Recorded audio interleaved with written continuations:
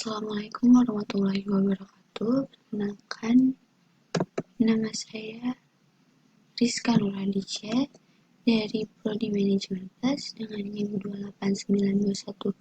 289215048. Di sini saya akan menjelaskan materi tentang perekonomian Indonesia sebagai tugas UTS saya dengan dosen pembimbing Bapak Darmenis SEMM. Kali ini saya akan menjelaskan materi tentang sejarah perekonomian di Indonesia. Sejarah ekonomi dan sosial. Kegiatan dan keadaan perekonomian suatu masyarakat pada zaman dahulu, sedangkan sejarah sosial lebih mengarah permasalahan dan interaksi dari pelaku, yakni sosial ekonomi sangat berkaitan untuk dapat dikaji secara bersamaan. Sebab, tindakan ekonomi muncul akibat adanya interaksi dari pelaku ekonomi. Misalnya, pada transaksi jual-beli, di mana ada interaksi antara penjual dan pembeli. Kita masuk ke pembahasan pertama, yaitu pemerintahan Indonesia pada masa Orde Lama. Soekarno adalah peletak dasar perekonomian Indonesia. Beberapa kebijakan yang diambil di bawah pemerintahan Soekarno adalah nasionalisasi Bank Java menjadi Bank Indonesia. Yang kedua, mengamankan usaha-usaha yang menyangkut harkat hidup orang banyak. Yang ketiga, berusaha memutuskan kontrol Belanda dalam perdagangan ekspor-impor.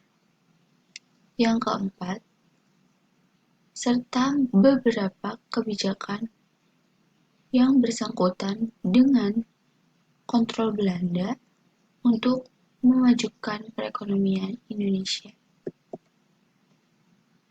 Kira-kira berapa lama sih Orde Lama itu bertahan? Ya, Orde Lama berlangsung dari tahun 1945 hingga 1968.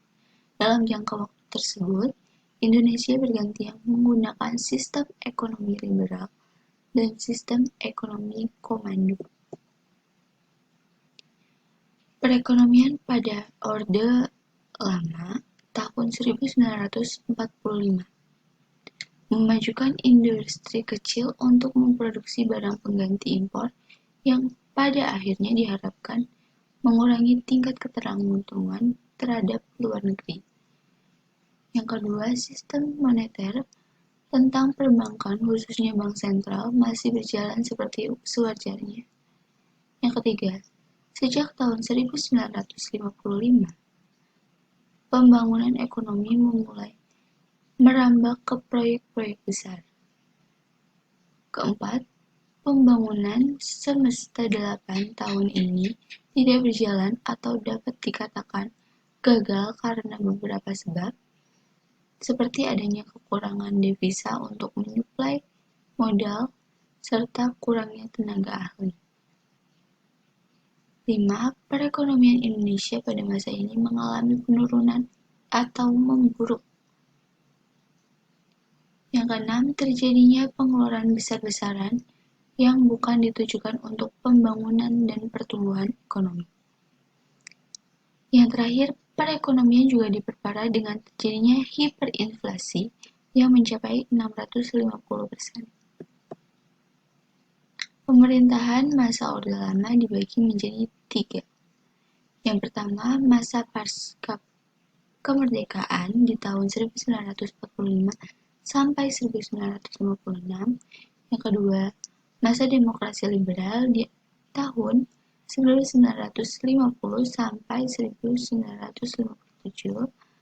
Yang ketiga, masa demokrasi terpimpin 1959 sampai 1957.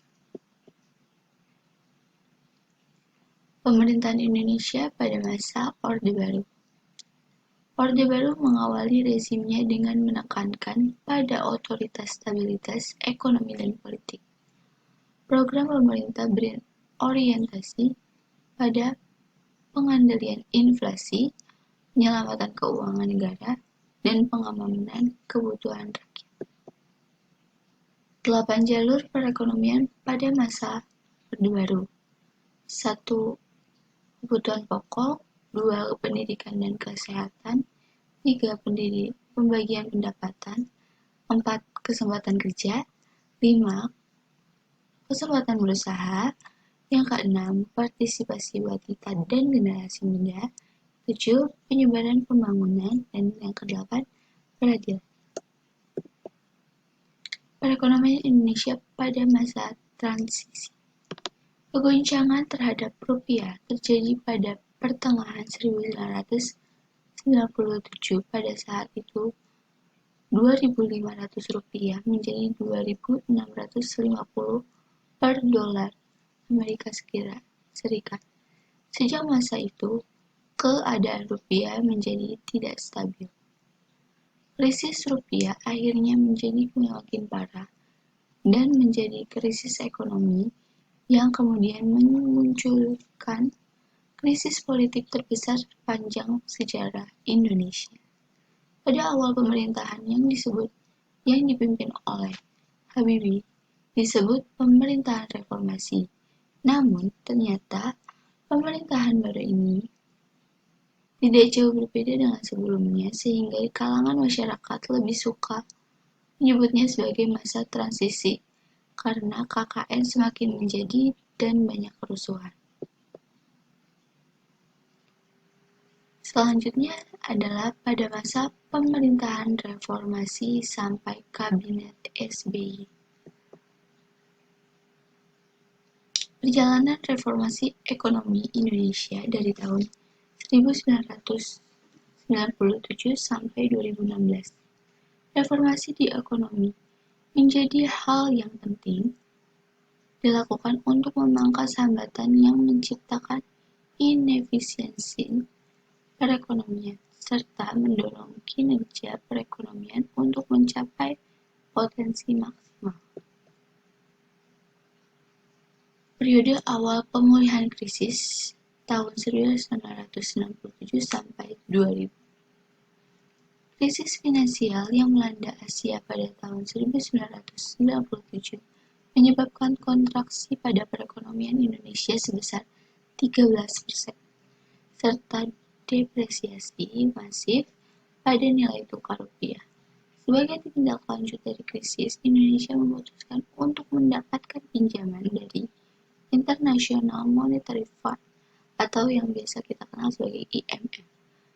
Program IMF dimulai dengan penandatanganan Letter of Intent atau LOI yang pertama dan pada akhir Oktober 1997 yang berlanjut hingga Desember 2003.